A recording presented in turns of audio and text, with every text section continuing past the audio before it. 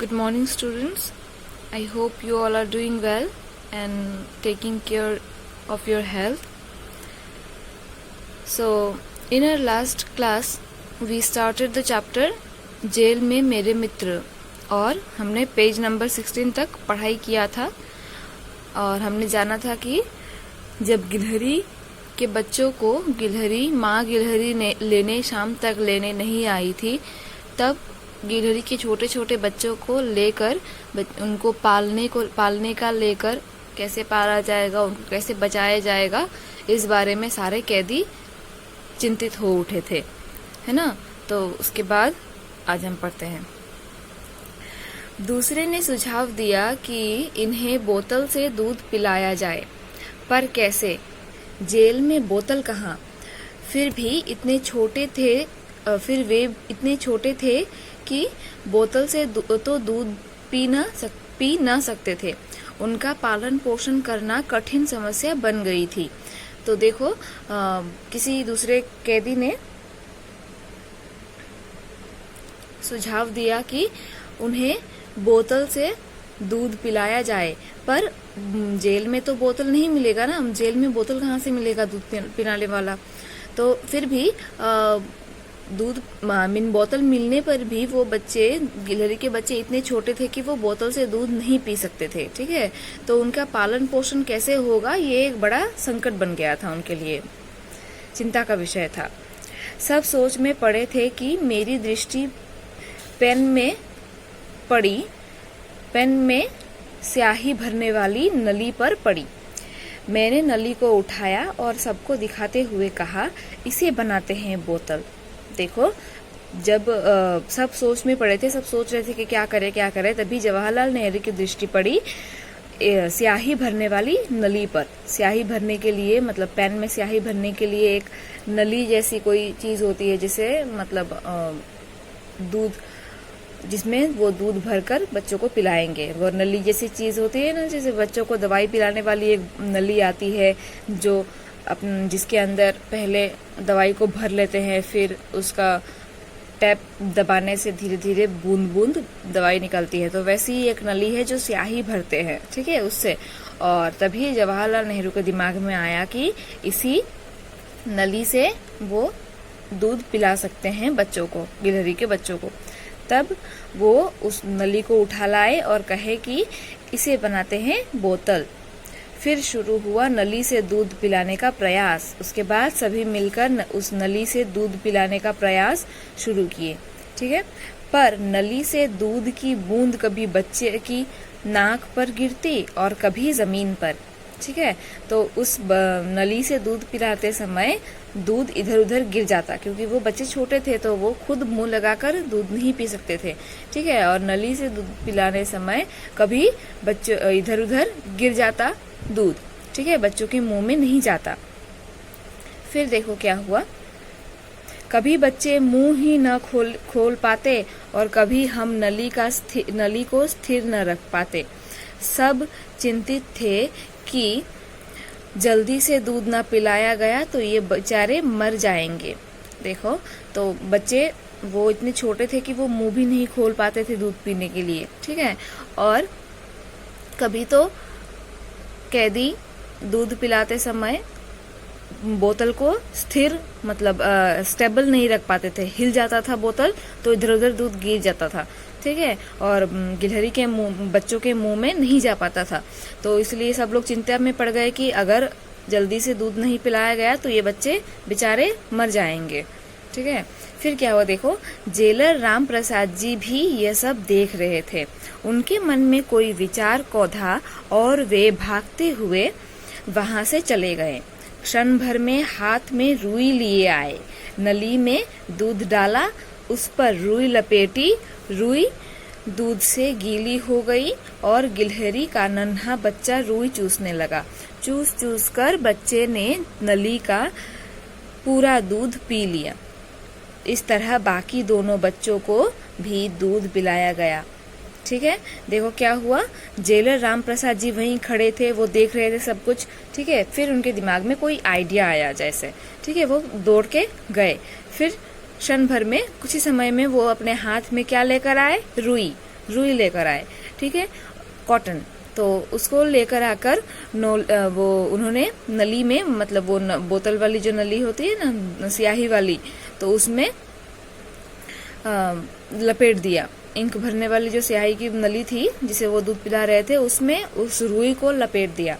तब क्या हुआ देखो, बोतल नली से दूध निकलकर रुई में गीला हो गया, रुई गीला हो गया, रुई से मतलब नली से दूध निकलकर रुई में जाता था, ठीक है। और उसी रुई को जब गिलहरी के मुंह के पास उन्होंने लगाया तो गिलहरी उस रुई को चूसने लगी, ठीक है। वो छोटी सी गिलहरी रुई को चूसने लगी और इस तरह उसने चूस कर पूरा उस नली का दूध पूरा पी लिया। इस तरह बाकी दोनों बच्चों को भी उन लोगों ने ऐसे ही दूध पिलाया, ठीक है। हम सब इतने प्रसन्न थे मानो विश्व जीत लिया हो। तो इस तरह जब उन लोगों ने सफलतापूर्वक दूध पिला दिया बच्चों को, तब वो बहुत, सभी कैदी बहुत खुश हो गए, है ना। और इतना खुश हुए कि जैसे कि उन्होंने विश्व जीत लिया हो। विश्व जीत लिया हो मतलब पूरी दुनिया, पूरा संसार जैसे उन्होंने जीत लिया हो, ठीक है। अब ये तीनों बच्चे हमारे जेल परिवार के चहेते सदस्य थे। तो अभी इसी तरह उनको दूध पिलाया जाने लगा उन बच्चों को, और ऐसे ही उन गिलहरी के बच्चों को पाला जाने लगा उसी जेल में, ठीक है।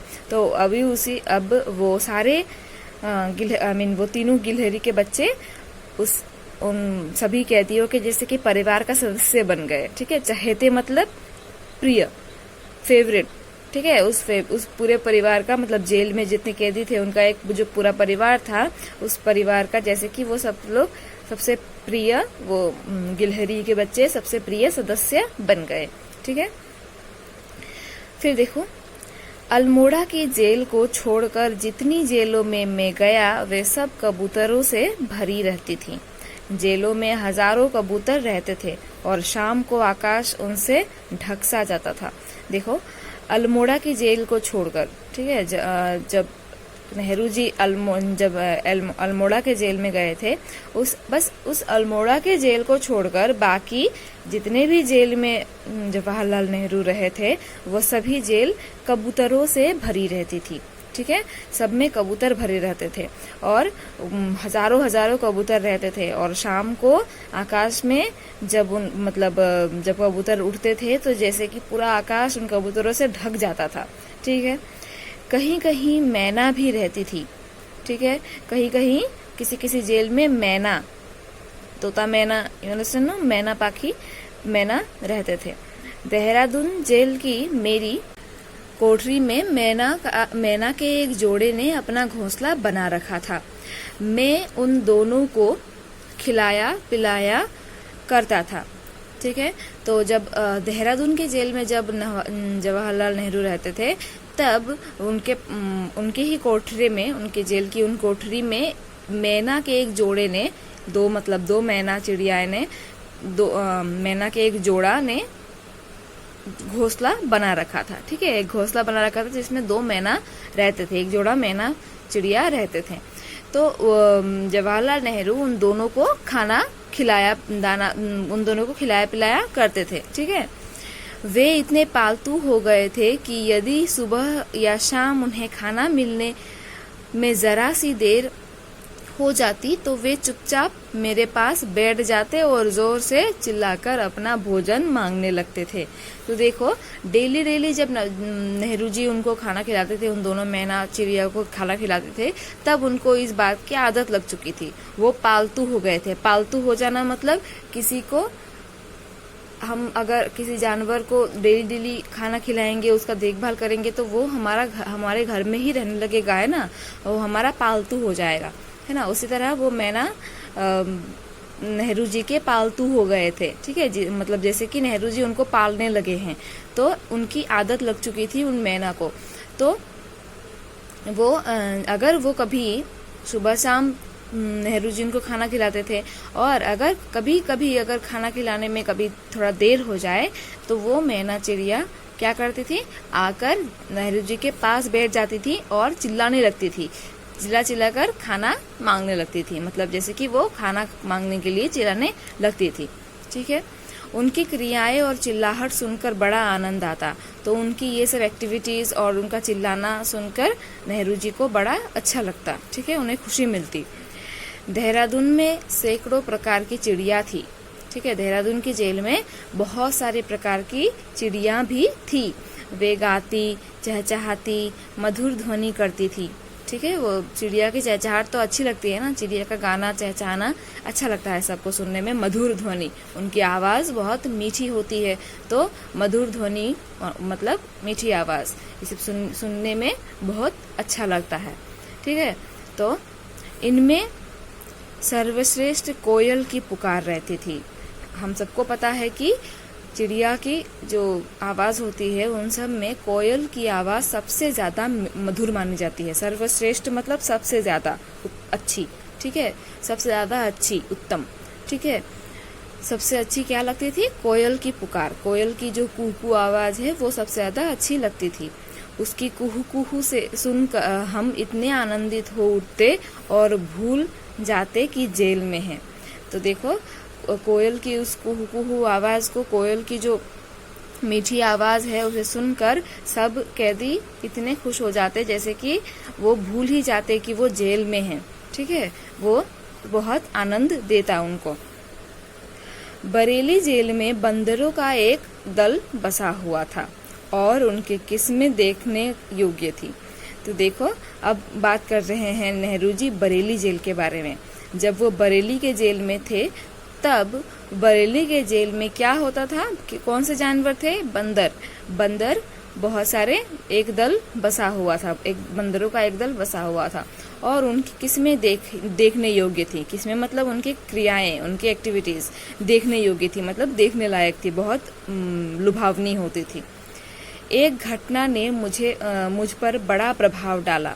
तो देखो कोई एक घटना हुई जो नेहरू जी के मन में एक प्रभाव छोड़ गई, ठीक है। एक बंदर का बच्चा हमारी बैरक में आ गया और लौटकर फिर दीवार पर न चढ़ सका।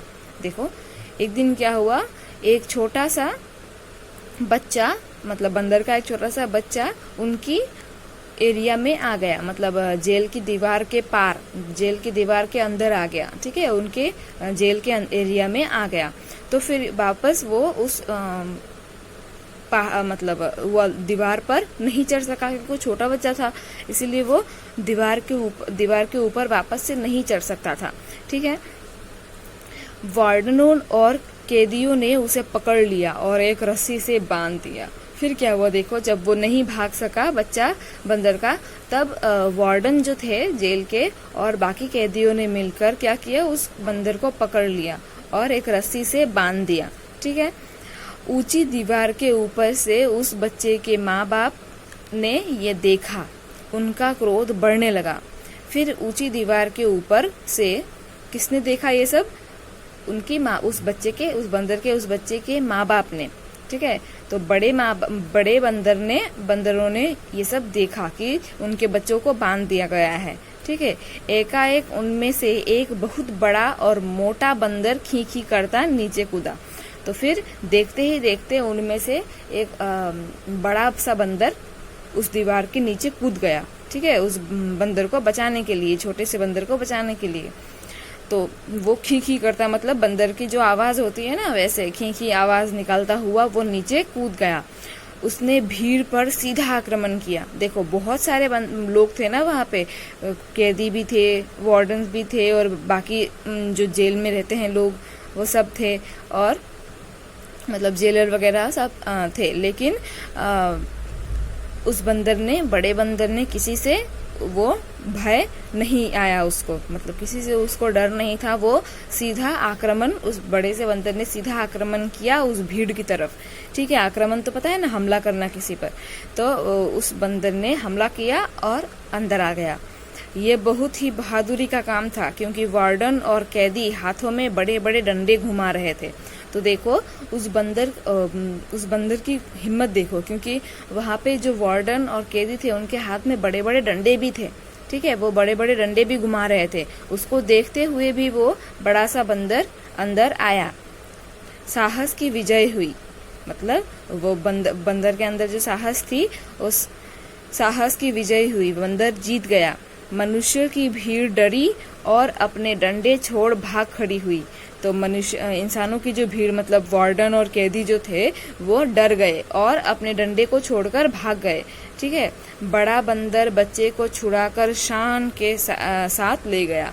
तो देखो बड़ा सा बंदर क्या अपने छोटे से बच्चे को लेकर एकदम शान से मतलब गर्वित होकर गर्व से लेकर चला गया कि उसने उस बच्चे को बचाया है। ठीक है।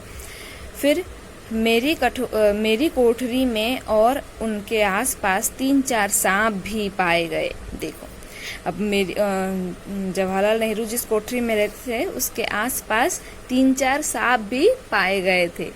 एक सांप के मिलने की खबर तो समाचार पत्रों में भी छप गई थी। तो देखो किसी एक सांप के मिलने की खबर न्यूज़पेपर्स में भी आ गई थी। इस प्रकार की घटनाओं का मैं स्वागत किया करता था। तो देखो जवाहरलाल नेहरू जब खाली बैठा करते थे तब मतलब ऐसे ही कुछ अगर अतरंगी घटनाएं होती रहे तो उन सब का मनोरंजन होता रहता था ना। तो इसीलिए वो सब इस तरह की घटनाओं का मतलब स्वागत किया करते थे। मतलब वो चाहते थे कि ऐसे कुछ मनोरंजन वाली घटनाएं हो। ठीक है। तो ज़रूर उस सांप में मतलब कोई ऐसी बात होगी या कुछ ज़्यादा मोटा या कुछ मतलब अन्य दुर्लभ प्रजाति का सांप होगा, इसीलिए उसको पाए जाने पर वो न्यूज़पेपर में वो हेडलाइन भी आ गई। ठीक है। तो क्योंकि जेल का जीवन प्रतिदिन एक सा रहता है और जो घटना इस एक से जीवन की समरसता को भंग करती है उसका स्वागत किया जाता है। तो देखो जेल में जीवन एक सा होता है मतलब डेली रूटीन सेट होता है ना। वो सब क्या करेंगे, उनके लिए कुछ सब कैदियों के पास करने के लिए कुछ होता नहीं था, है ना। उनका मतलब उनका दिन या जेल में जो जीवन था एकदम सेट था कि उठो, खाओ, काम करो, ये सब और फिर सो जाओ।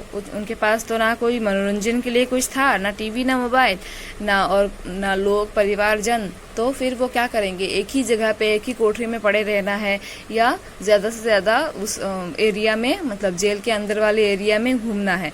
तो इस तरह अगर वो मतलब बंदी जैसे थे और उनके जीवन में कोई मतलब रस नहीं था। ठीक है। तो इस तरह के जीवन में अगर कभी कभी कोई घटना आती है तो वो उस समरसता को भंग करती है। मतलब उस जो रूटीन बन गया है ना, उस रूटीन के बीच में थोड़ा एक भंग आता है, एक थोड़ा नयापन आता है।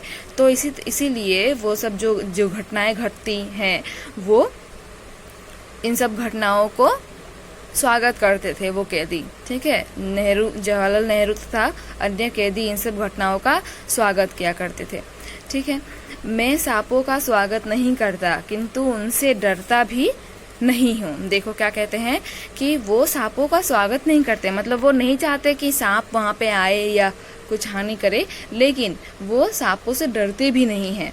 ठीक है। नेहरू जी सांप से नहीं डरते, जैसे अन्य लोग डरते हैं। जैसे कि अन्य लोग डरते हैं सांपों से, वैसे नेहरू जी नहीं डरते।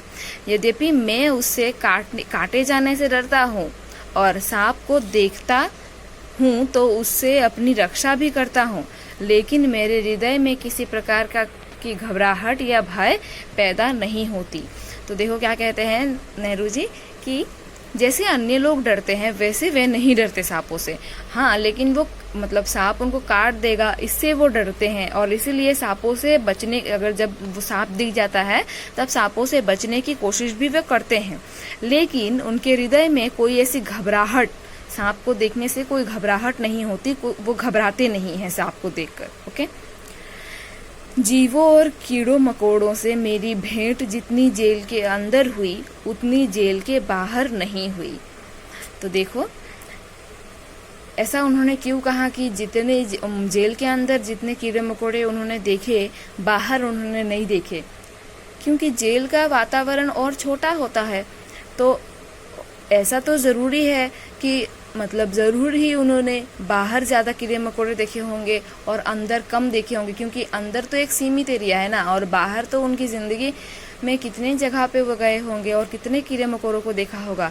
लेकिन फिर भी वो ऐसा क्यों कहते हैं कि जेल में ज़्यादा देखे थे और बाहर कम? ऐसा इसलिए कहा है क्योंकि जेल में वो एकांत में रहते थे, अकेले रहते थे। ठीक है। और अकेलेपन में उनका ध्यान प्रकृति की तरफ ज़्यादा जाता था। ठीक है, उन कीड़े मकोड़ों जो भी उनके आसपास होता था उसके तरफ उनका ध्यान जाता था। वो उन सबको देखते, उन सबको खाना खिलाते और उन सबकी रक्षा भी करते। तो उनका ध्यान उस तरफ जाता था क्योंकि वो खाली बैठे थे और बाहरी जीवन में वो व्यस्त थे। उनका ध्यान प्रकृति की तरफ या जीव जंतुओं की तरफ नहीं जाता था। इसीलिए उन्होंने ऐसा कहा कि बाहर उनको कम कीड़े मकोड़े देखने को मिले। वे मुझे अपने मित्रों जैसे ही लगे और थे भी क्योंकि वे मेरे अकेलेपन के संगी साथी थे। तो क्या कहते हैं देखो लेखक नेहरू जी कि वो सारे जो कीड़े मकोड़े तथा अन्य जानवर, जीव या पक्षियां थे, वो सब नेहरू जी के दोस्त थे, मित्र थे। क्योंकि जब उन्होंने अकेलेपन के दिनों में, उनके अकेलेपन के दिनों में जेल में बिताए दिनों में वही जानवर तथा पक्षियां, कीड़े मकोड़े नेहरू जी के अकेलेपन का साथी थे। ठीक है, उनके अकेलेपन को काटने में उनकी मदद करते, उनके साथ रहते। ठीक है, तो इसीलिए उन्होंने कहा है कि वो सारे उनके दोस्त थे। तो हमने इस चैप्टर में, ये चैप्टर यहीं समाप्त होता है और हमने इस चैप्टर में क्या जाना कि नेहरू जी कितने जेलों में थे, अलग अलग, है ना, सारे जेलों के नाम उन्होंने बताए और कौन सी जेल में कौन से खास प्रकार की मतलब जानवर पाए जाते हैं या कीड़े मकोड़े या जो भी पशु पक्षी पाए जाते थे उनके बारे में उन्होंने बताया। और कैसे एक छोटी छोटी घटनाएं जो मनोरंजन देती थी कैदियों के उन समरसतापूर्ण जीवन में, मतलब उस आनंद रहित जीवन में जो छोटी छोटी घटनाक्रम जो उनको खुशियां देती थी, इन्हीं सब के बारे में हमने जाना। और हमने ये भी जाना कि हम जब अकेले होते हैं तब हम प्रकृति की तरफ हमारा ध्यान जाता है, हम प्रकृति की तरफ खींचे जाते हैं। और हमारे इस व्यस्ततापूर्ण जीवन में हम बहुत सारी ऐसी चीज़ें हैं जो अनुभव नहीं कर पाते हैं, है ना। देखो, जब ये पशु पक्षियाँ, ये जानवर हमारे आसपास भी हैं और हम सब भी इन्हें देखते हैं। ये पंछी घोंसले बनाते हैं, अंडे होते हैं उनमें, तो और भी बहुत सारे जानवर, कीड़े मकोड़े हमारे आसपास होते हैं, लेकिन हम उन सबको ध्यान नहीं देते। लेकिन कभी समय निकालकर एकांत में बैठकर इन सबको देखो तो लगेगा कि जैसे कि उनकी एक अलग ही दुनिया है और आपकी दुनिया में वो एक मनोरंजन ज़रूर लाएंगे। ठीक है, तो इस तरह जानवरों के साथ अपने एकांतपूर्ण जीवन को उन्होंने मनोरंजन पूर्ण किया नेहरू जी ने।